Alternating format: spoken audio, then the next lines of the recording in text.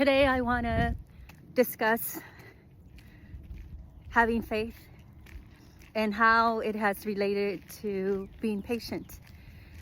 From the perspective of myself, a survivor, thriver now, who was victimized in the past through various relationships that involved domestic violence, dysfunctional family systems that started for many of us when we were children, then landed ourselves in abusive relationships. So one of the things that I have learned in this path of life that I have been in, where I am willing to learn, where I decided to surrender myself to a higher power. Surrender, just for clarification for those who have not yet discovered what surrender means. Surrender does not mean that you give up. Surrender means that you just let go and you let be. Sometimes, because of the way we were brought up, the beliefs that we were imposed by even our parents or family systems, we feel the responsibility to help others.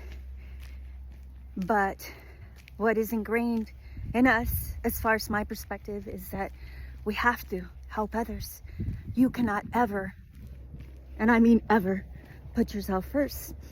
And that is the first thing that we have to change. We must put ourselves first. Going back to having patience and faith. So many of us that were in or are in domestic violence situations, abusive, dysfunctional relationships with individuals who have narcissistic traits, actions, and behaviors.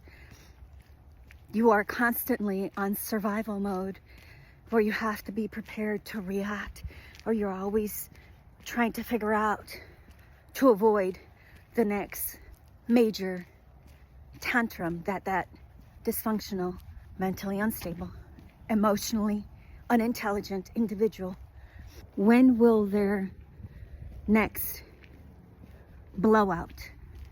When will their next violent action towards us be? So you are constantly aware.